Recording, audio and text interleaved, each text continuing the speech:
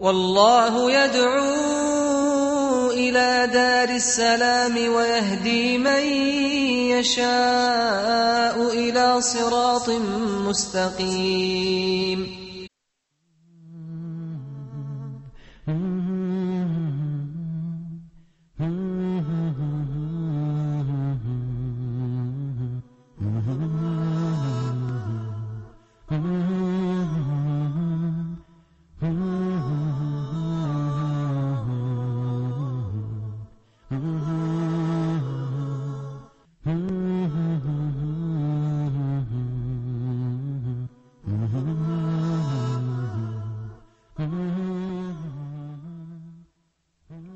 بسم الله الرحمن الرحيم. الحمد لله رب العالمين، وصلى الله وسلم وبارك على المبعوث رحمة للعالمين نبينا محمد وعلى آله وصحبه أجمعين. السلام عليكم ورحمة الله وبركاته. We are discussing the battle of Uhud, one of the greatest battles of Islam.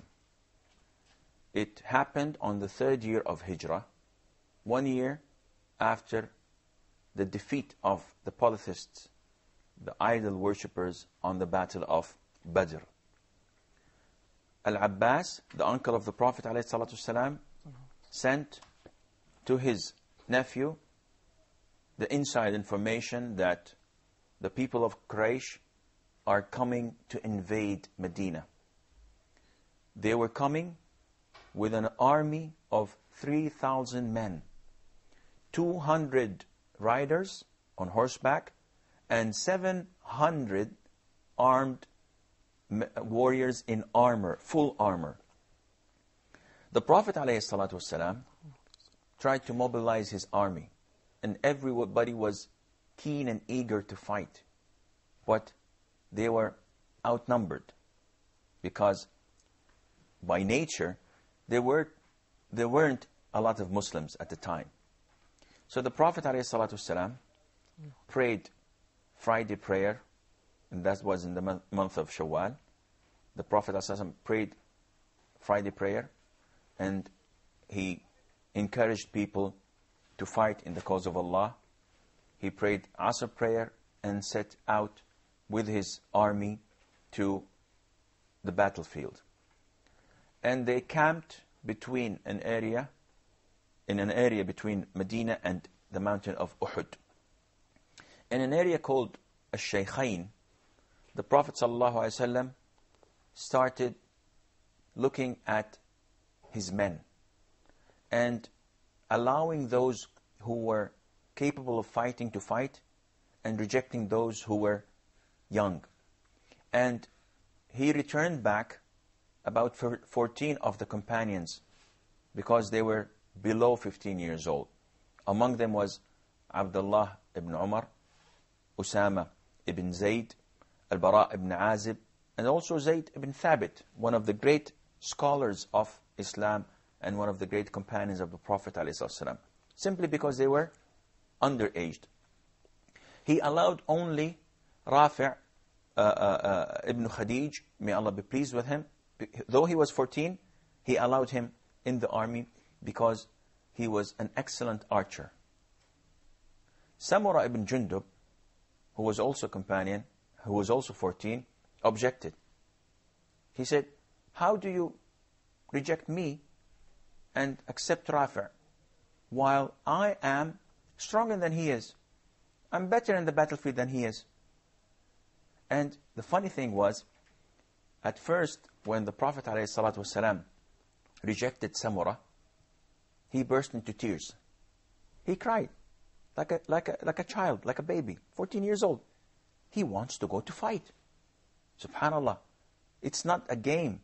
Yet these boys were men. They knew what fighting meant. They knew the implication of their actions. Nevertheless, they wanted to die in the cause of Allah. So when he saw Rafi' being admitted to the army, he objected to the Prophet ﷺ. So the Prophet asked him, are you able to pin him down to the ground if you wrestle with him? He said, give me seconds. So he told him, okay, go, let me see what you do. And in a matter of seconds, Rafi' was on the ground, and Samurah was pinning him down. So the Prophet ﷺ accepted him and admitted him to the army. Now the issue would be, is this ethical in today's standards? In the sense, is it okay for children to fight in wars? So they say. And they have these special courts, especially in Africa and in Sierra Leone and so on, where they court-martial, whatever, those who admit children into wars. Well, I don't know what the rules are according to the European or to the Geneva Conventions, but it all different from different societies like we have in Palestine. The youth are more stronger than the men in most places in the world because their beliefs or their culture is a culture of, you know, maturity at a young age, while in the West or other places the youth, they play with computers and the mindset is different.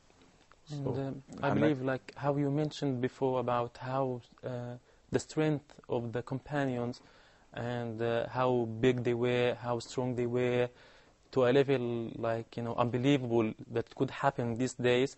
Like it could give me, myself, a hint like they were really strong, that their children could be like strong men at the moment. Okay. The criteria that we should judge things over is not what they think.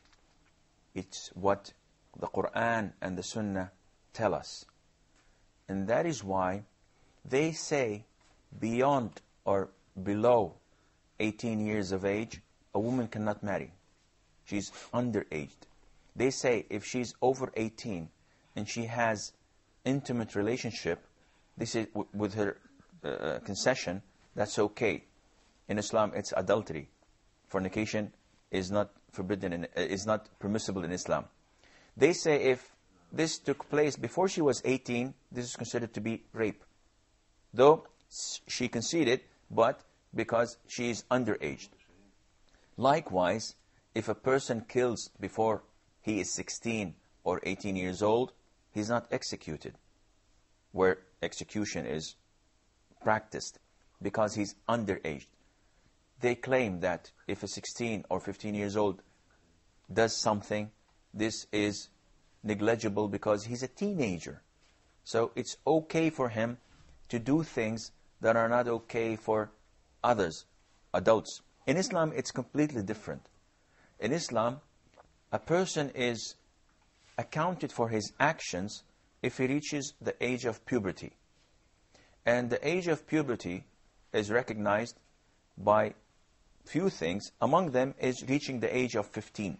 He could reach the age of puberty before 15, depending if he has nocturnal emission or so on, or if he has grown hair in the pubic area and elsewhere, as the jurors say, the fuqaha say. So 15 was the ceiling. Whoever was 15 and above is an adult. And that is why the Prophet ﷺ would not have children fighting in his side, but Rafi' and Samurah were adults. They had reached the age of puberty, but they were below 15.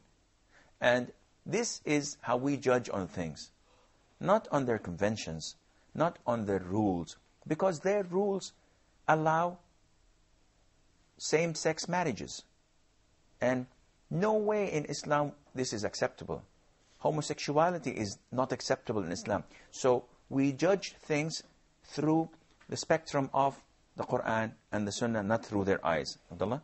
Yes, not only that, Shaykh, we have also the reality of the times we're living in. Most of the crime is committed by youths because of how they view the world. And the young women also, they feel they've been held back from growing up, in the sense that when they are mature, when they do have feelings of marriage or to have intimacy, they've been restricted by a law which the body and the emotions of this individual is ready for. Yeah, this is completely true. And again, it's our rules that we should apply and practice, simply because it's not human-made. It's divine. It's from Allah. Allah Almighty created us, and He sent us this manual to operate and to tell us how to operate His creations. And by applying it, we are applying the rule of Allah the Almighty that had not changed for the past 15 centuries, not even one single letter. Going back to the army, the Prophet had 1,000 men, and they were ready to fight an army 3 times as big and far superior in equipment and armor. The Prophet ﷺ prayed Fajr on Saturday morning. And after they prayed Fajr, they could see the army of the polytheists. They were so close to them. So he asked his companions if any of them knows a route that could be a shortcut where they can turn around the polytheist army, so that their back would be to Medina facing Uhud, and the Muslims would their back be to Uhud facing Medina. So one of the companions knew a shortcut, and they quickly turned around the Mushrikeen army to the polytheist army without them realizing, to be faced with the Muslims behind them. So they turned away and looked at the Muslim army, as we can see in the map. Later on, the Prophet ﷺ, with his army, were ready to fight. And he instructed 50 of the men, as we can see in the map, to go to a mountain that is called Aynain, a small hill next to Uhud. He ordered 50 of his archers to stay on that mountain. And he clearly instructed them not to leave the site at all, no matter what happens. Even if they see birds coming from the sky, taking the Muslims away, they should not leave their posts until the Prophet sends to them, sallallahu alaihi wasallam. So, if you look at the plan, if you look at the strategy, you would find that it is an excellent plan. The Prophet ﷺ took a position. Though the enemy army came before him, he took the best position.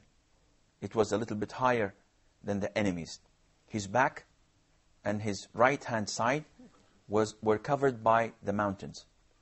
His back and his left-hand side were covered by the mountain and by the archers on the small hill, Aynain. And they were ready to fight. Now, just as the Prophet ﷺ was about to reach the area where the battle took place, guess what happened? 1/3 of the army defected. Of the Muslim army? Of the Muslim army. Yes.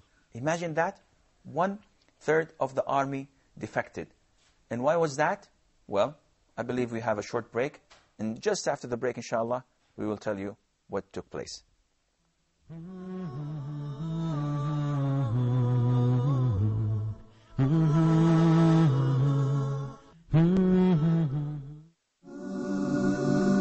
So this is an open invitation for everybody to recognize God and enjoy His blessings in this life